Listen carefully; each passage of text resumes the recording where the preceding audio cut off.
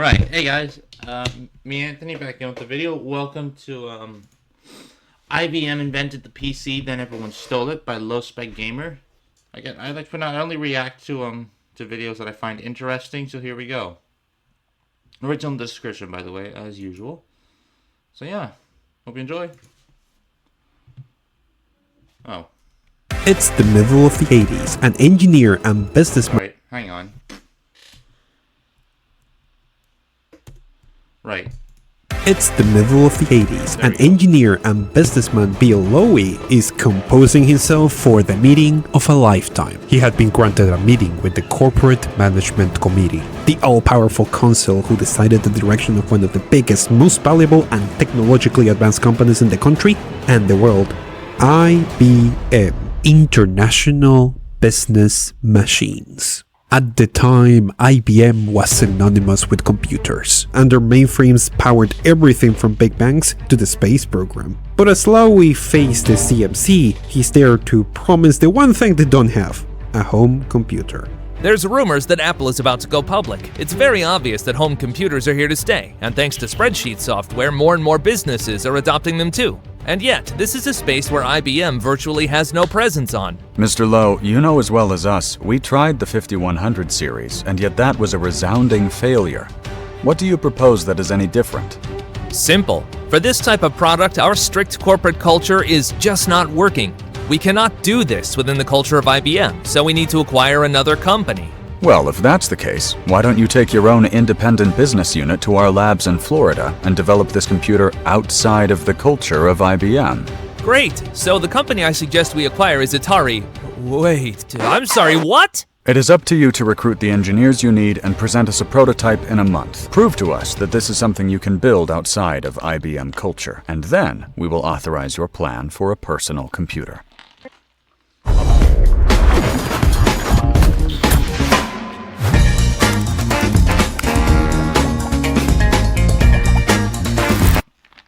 Sorry, ads, they're stupid. Oh, wait, no.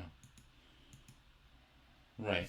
Lowy returns to Florida with enough funding to recruit a small group of specialized engineers who got right into brainstorming how to pull the impossible project together. Even if they had a prototype ready in a month, the final product will have to be developed in just a year. In a traditional IBM project, complete control will be demanded on every element of the product, and careful testing of every component will be needed, which will require at least 2 years for a prototype to be put together. So, by sheer necessity, they had to do the complete opposite. Every principal component from the CPU to the operating system was being bought from external companies, and the whole device will use an open architecture that made component swapping and developing of peripherals easier. This was a radical departure of how IBM operated at the time, but they had no choice. If they were going to finish the product in time, software and hardware had to be developed independently from existing parts, something that would have been much more difficult on a closed architecture. As long as IBM controlled and patented the BIOS, the basic level of firmware that made everything work together, they could retain control of the whole ecosystem, even if every part was not made by them. And since it was copyrighted... Sorry, could you all excuse me for a sec? Yeah. One moment. Right, sorry, I thought I heard my front door. Where was I? No one could use that BIOS without their permission. No one could be that stupid. And so the search began for every key component, starting with the CPU.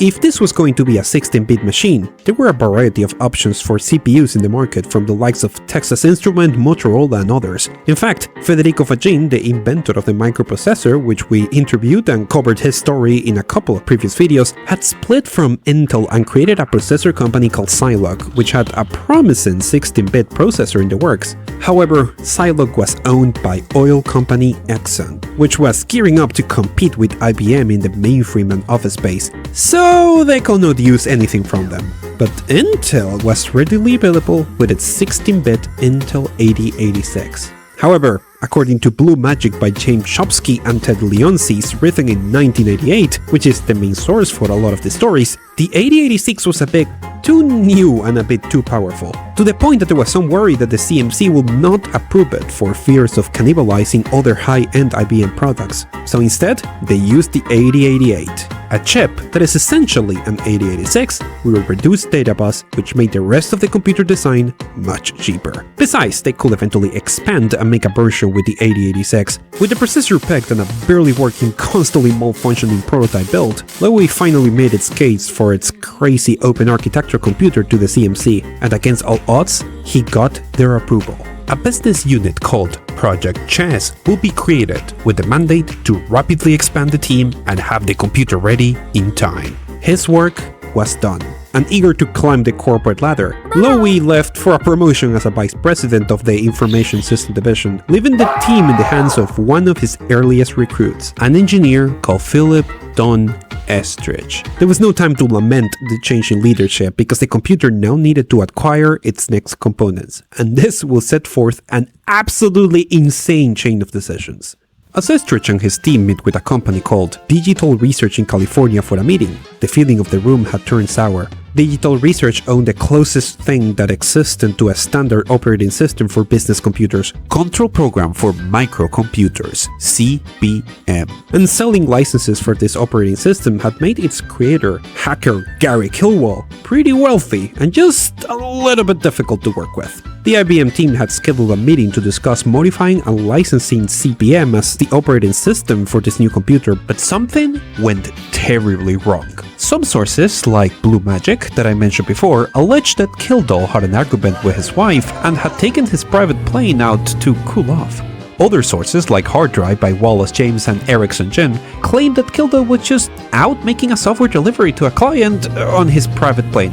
Either way, he was not there for the meeting. We have the president of the company present, Kildall's wife and their obviously uncomfortable company lawyer refused to sign any of IBM's NDAs, or even discuss what will be needed to modify CPM for 16-bit computers, so they left empty-handed. And so, they were off to their next meeting. For the computer to function, they needed an operating system and a programming language. Ideally, they needed a version of BASIC, a high-level programming language meant to simplify computer tasks. Now, Estridge and his team might have failed to secure an operating system, but on the same side of the country there was another company that had made a name of themselves making versions of BASIC: Microsoft. Microsoft had gotten its start by creating a version of BASIC for the Intel-based Altair, one of the very first microcomputers meant for hobbyists rather than companies. And from there, they had capitalized on this success to make a name of themselves as makers of versions of the BASIC programming language to everyone, from Commodore to Apple.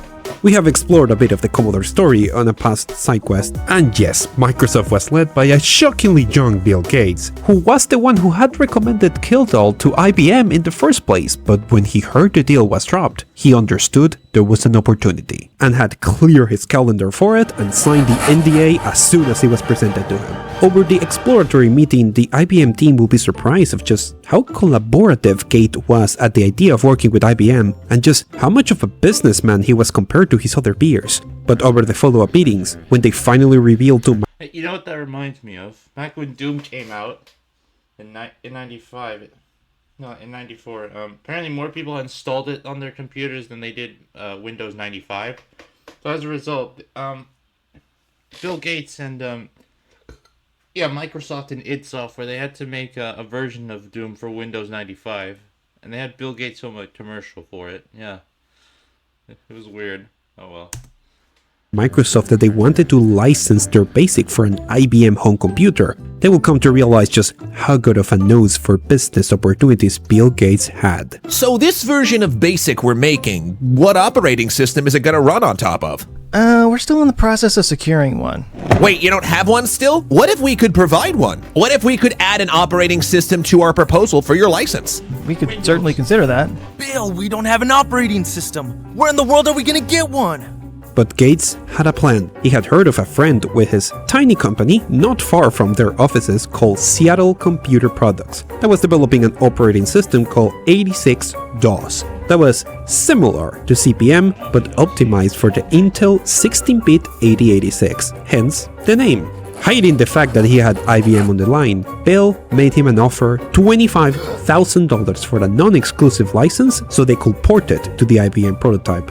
and not long after, $50,000 for all rights. Less than $100,000 for an operating system he will license to IBM for millions, with a non-exclusive license. How did Bill Gates manage to get away with licensing this new operating system to IBM non-exclusively is an area of active discussion, but there are some good ideas as to what happened. One thing that I have failed to mention is that right around this time of our story, IBM was recovering from a very close encounter with the US government. In 1969, the Department of Justice sued IBM for attempting to monopolize the computer marketplace. The idea was for IBM to be broken into smaller companies. By the time of our story, IBM had nearly won the lawsuit, but a general paranoia of looking like a monopoly dominated this culture, and this might have influenced what happened. In Not All Fairy Tales Have Happy Endings by Sierra founder Ken Williams, which we made a two-part series about,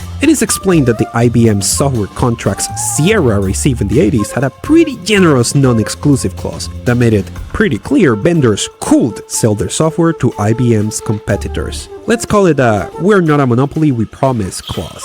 Now, I have found no direct source ever to claim that the Microsoft contract was similar, but it's very possible that this was also present on the contract Bill Gates signed, which gave them full power to sell MS-DOS to any competitors if the chance ever presented itself. For over 25 years, Lovesac has been rewriting the rules of comfort. It's okay to change your style. Get messy. Get immersed. With Lovesac, you make the rules.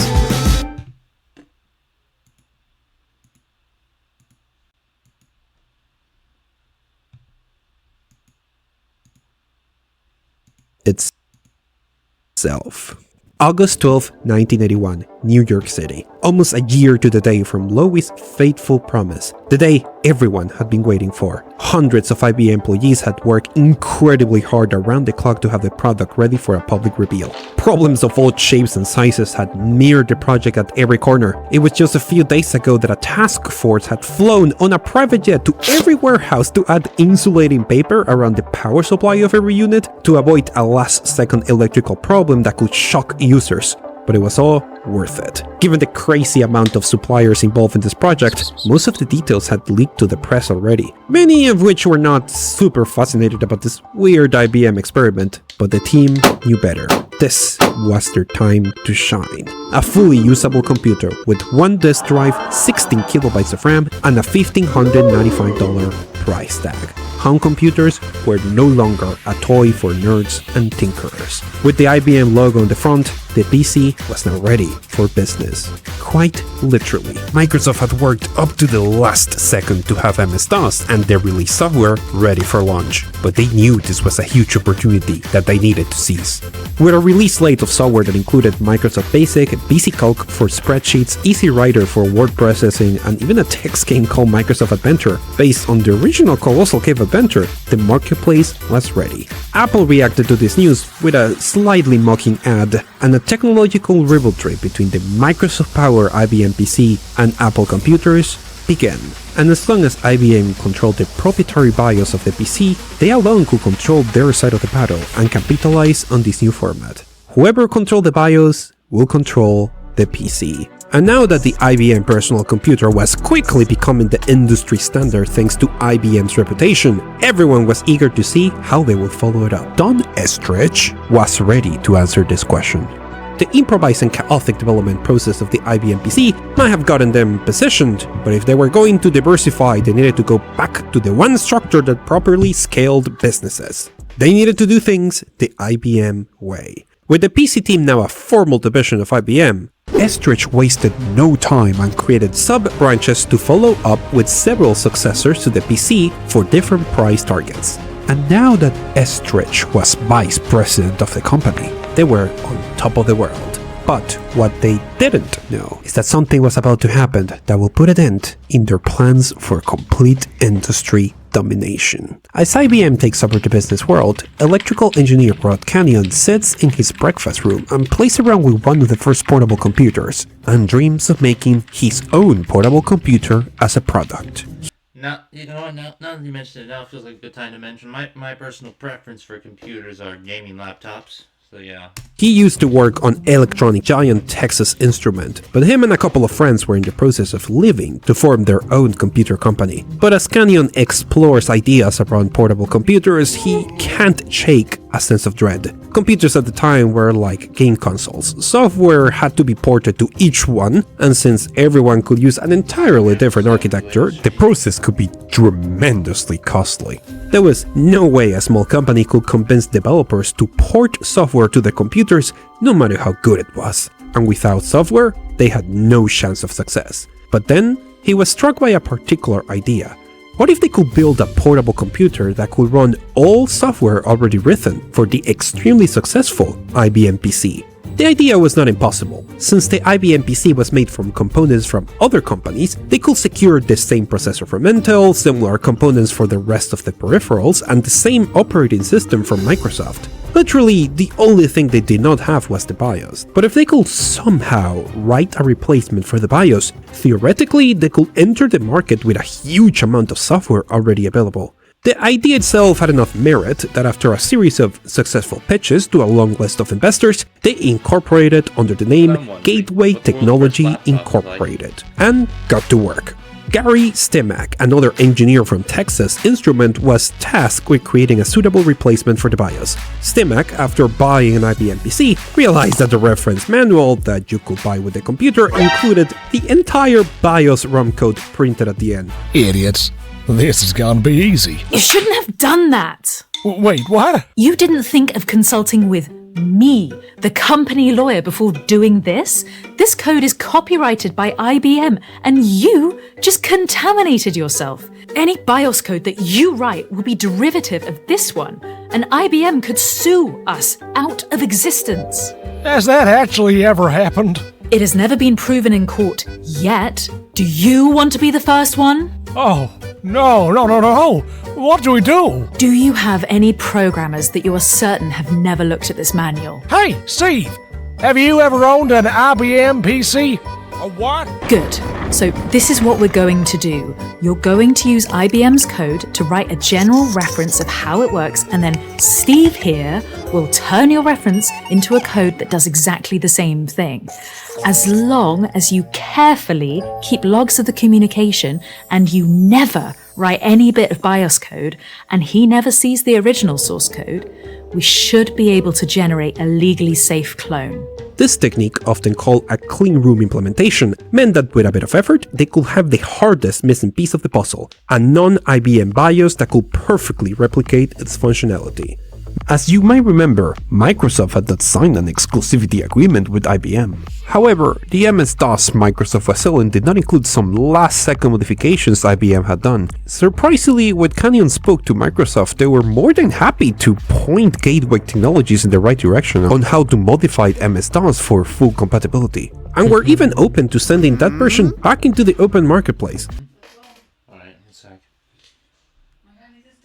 Get out! Get out! Give me a sec. Right, excuse me, I'll be right back. Right, I'm back. Sorry about that. I had to go pick up my food. Pizza. Also, I talked to my mom on the way there. She used to have an IBM computer in the 90s. But yeah, anyways, where were we?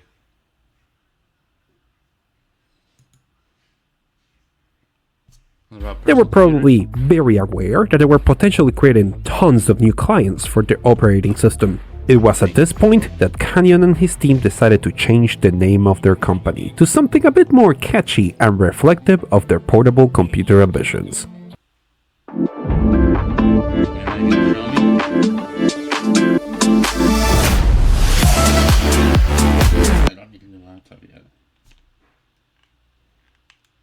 Compaq, the Compact Computer Company. Now, let's clear something up. Compaq was not the first company that noticed there was an opportunity here. Less than a year after the release of the IBM PC, the first attempts at clones had popped up from companies like Columbia Data Products and Eagle Computer. In their rush to be the first, these companies had just used the stock MS-DOS and spent no time trying to implement the IBM-specific modifications, which meant they had some level of compatibility, but it was not perfect. However, one important question remained to people at Compaq. How had this company secured a viable BIOS alternative so fast? Columbia Data Products had famously also used the same cleanroom technique to create a legal copy of the BIOS, but not everyone was as careful. As Compaq executives prepared their booth at Comdex, the biggest computer show at the time, they strike up a conversation with people at other booths and find the answer. Oh, we just changed a few lines of the IBM code in the manual. Did you talk to a lawyer about that? Do you know how much a lawyer costs? We wrote no copyright infringement intended at the top. It's probably fair use or something. It's fine. Well, they were about to test that assumption with fire. But the spark that will lit the gunpowder will not come from the company you expected. This is one of the ACE 1000 series from Franklin Computers, a clone computer. But not of the IBM variety, but of the old, but still tremendously popular Apple II. The story here is similar. Engineers at Franklin had straight up copied the ROM, the closest thing the Apple II had to a BIOS, in order to create a device capable of running Apple II software. But a few months after its release, Apple Computers sued Franklin, alleging that the ROM they had copied was their copyrighted property. And the United States Court of Appeals of the Third Circuit determined for the first time that copyright applied to BIOS code. And as you can imagine, lawyers at IBM were following this trial closely. As soon as the verdict was handed, IBM lawyers went on a rampage, suing every company they could find that had copied the BIOS code on their documentation. But lo and behold, they skipped over Compaq. Their lawyer had been right. Compaq owned one of the only compatible, legally safe BIOS clones. The floodgates were open. With someone proving you could legally reverse engineer the BIOS, their control of the ecosystem was lost. But IBM refused to quit. The PC had been their invention, and if they could not find a way to stop these clones legally, they will crush them under their superior products. And they better move fast, because Compaq was moving into the coveted third place in the industry, underneath IBM and Apple.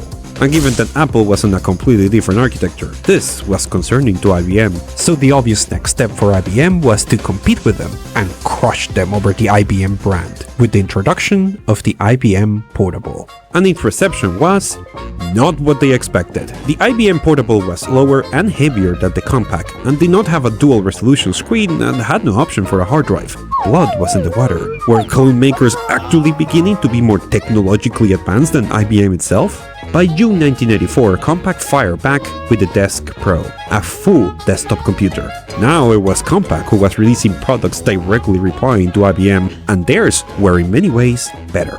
As technology improves at breakneck paces and competition between IBM, Compaq and every clone maker ramps up, IBM market share got smaller and smaller. It was time for a desperate move, and it will all come down to one interface. This is the PC bus. The original IBM PC was designed in a way that will very easily allow expansion, such as sound cards or network cards, to be connected to the computer using the PC bus, which was also very well documented to facilitate the development of those peripherals. But of course, the documentation meant that every clone maker copied it to make their computers compatible with the existing peripherals. And when IBM upgraded it to a higher bandwidth 16-bit 80 bus, which was backwards compatible, all clone makers followed. And as the industry prepared for the jump to a 32-bit bus, everyone expected IBM to release yet another version that was backwards compatible so they could proceed to... One thing, I asked my mom, the portable computer thing, I started wondering if they're going to show laptops. I asked my mom, apparently those weren't a thing until like the really late 90s, so yeah. Copy it. But they were about to be tremendously shocked.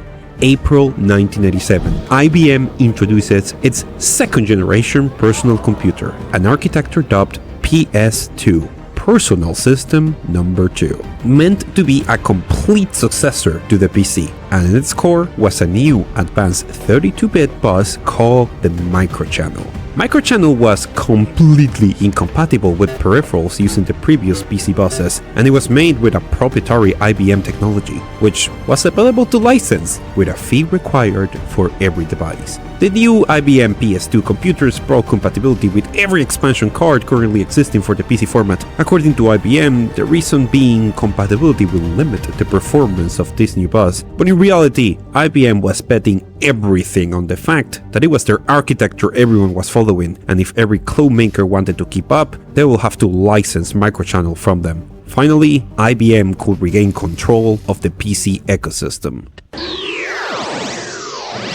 Compaq Conference Room CCA4. I have a hard time believing we have no option but to switch to some version of microchannel and break compatibility with every peripheral. We could be giving the entire industry back into the hands of IBM on a silver platter. There's gotta be a better way. The problem is that it's not just us, it's the entire industry. What IBM does, everyone else follows. Right. What if some neutral organization like IEEE developed a new open standard? That could work if we had years to waste, but there is no time. Their announcement is out. Unless a competing format shows up, soon there will be absolutely no chance of stopping them. Great. And we develop our own ourselves. We make a 32-bit bus that is backwards compatible with 8-bit and 16-bit bus, so we have the advantage of compatibility. Aren't we just reproducing the problem? Now people are going to have to license through us, and they're not going to choose Compaq over IBM. No, we develop the entire technology and then give it away. We give the chips up to someone independent like Intel and let every other clone maker use it without having to license it from us. Are you out of your mind? You're suggesting we spend millions of dollars of our own money on creating new bus technology that we're just going to put out there for free? No one can defeat IBM by themselves. No one. If we want to save the open PC format in our business, we have to get every clone maker to agree to use a technology that is completely company independent. And we're the only ones with the money and expertise to do it. And how do you suggest we convince others to use it? What if we ask Bill Gates? He has as much to gain from this as everyone else. On the surface, the idea of developing a competing format for free seemed like absolute madness. But the more they dug into it, the more possible it appeared. Intel was the main supplier of processors used by IBM and their clones, so they could manufacture the chipset as well. And Microsoft controlled the only operating system all clones use. Well, publicly, they had continued being a co-developer for the new operating system the PS2 will use. Microsoft in secret had been working with Compaq for years to make sure their operating system retained compatibility for all clones, so the decision was taken. Compaq will develop a next-generation bus that was backwards compatible with existing PC accessories, but retain no ownership on it, and pray that enough companies pick it so they could finally decouple the PC industry out of IBM's hands. And the first step was to finally remove IBM from the name of the ecosystem. For a long time, people had referenced the connector as the IBM PC bus or the IBM AT bus. So Compaq came up with a retronym, a new term to refer to an existing thing, the industry standard architecture bus. No IBM to be seen on the title. And by extension, they decided to call their new 32-bit backwards compatible bus the Extended Industry Standard Architecture Bus. It was a grueling process to convince every one of their competitors to join them on their fight against IBM. There was wide skepticism about Compaq's claim that they will give the extended ISA away for free. But as Bill Gates helped them convince 8 of the biggest companies in the space to support the format, everyone else quickly fell in line. September 1988, Canyon goes over his speech for the first public announcement of the extended ISA bus in a hotel room in San Francisco, and suddenly, the phone rings. Hello, Rod. This is Bill Lowy. Canyon freezes for a second. Bill Lowy? Bill Lowy, the vice president of IBM that had started the whole process of creating the PC format all those years ago? Hi, Bill. This is open to every company that wants to join, so if IBM would ever want to join the Extended ISA Coalition, there's an opportunity for you to do so. I appreciate that, but we're not interested at the moment. I'm actually calling you to tell you that if Compaq wanted to license microchannel for cheap, I could make sure it happens, and we can provide assistance to make sure you can get a product ready quickly. A deal with the devil, a way to sidestep this huge risk and stick with the one format that had a huge proven backer. Had this happened any time before, this would have been the best option for the company, but it was too late. They had crossed the Rubicon. There was no stopping back. I will think about it. Let me know when you reach a decision. And regarding the announcement, I'm getting back on track with Factor. Fresh, never frozen meals are ready in minutes. Factor has over 40 different dinner options. Make their choices carefully, don't they? I think you're making a big mistake. September 13, 1998. It was happening. Hell had frozen over. Almost every company on the PC clone space had come together for a major announcement. The clone makers now had their own industry-agreed format to commit to that was not controlled by a single company. The messaging was clear. Companies and consumers could bet on IBM's new proprietary format, or, as the ads the coalition decided to run the same day explained, they could stick with a format and maintain and expand the investment everyone had already made on the existing ecosystem. It is difficult to pinpoint exactly when the format wars of the PC were won. For years, both sides did their best in marketing their ecosystem to consumers, but by the end of the 80s the picture was becoming clearer to everyone in the industry. Microchannel was not faster than the extended ISA, meaning that it made no sense for consumers to switch to a format that was incompatible with most PC hardware out there. By 1995, IBM finally announced the end of PS2. They had lost the PC market, a market they used to have their name on. Had IBM remained market leaders if they had just tolerated clones and continued to be the ones setting the direction the ecosystem followed? Has something as extraordinarily as an entire coalition of competitors agreeing on a format happen if they do not have a common enemy? It is hard to tell. And while the now independent PC industry forged on, some obvious winners emerged. Microsoft controlled the only commercially viable operating system for the PC, and Intel controlled the only viable line of processors for now. Canyon will retire from Compaq in 1991, and their company will merge with HP in 2001, becoming a sub-brand which you occasionally still see floating around today. But maybe its most interesting legacy is in their contribution in creating one of the coolest ecosystems in tech history. And if you're hungry for more videos on what happened during this time, since this is a compilation of several videos on the channel, there are 3 bonus videos for you to explore. The first has to do with the radical marketing plan IBM had to come up to sell their PC, and the internal fight required to convince the company to market directly to consumers. The second has to do with Phoenix, a company that specializes in cloning BIOS at an industrial scale, and then sell it to IBM clone makers, all legally. The third is about Compaq's fight against one of their biggest retailers, and how physical retailers in general were part of the war against IBM. All of these are part of SideQuest, my series of side videos, all found in Nebula, a creator-owned streaming service that includes all our videos, plus extra content and high-quality originals like Wendover's Logistics Facts. This channel is funded by those of you subscribed to Nebula, and you can get in with a heavy discount using my link, with 40% off on annual plans, which goes down to as little as $2.5 a month. Thank you for supporting this channel in Nebula.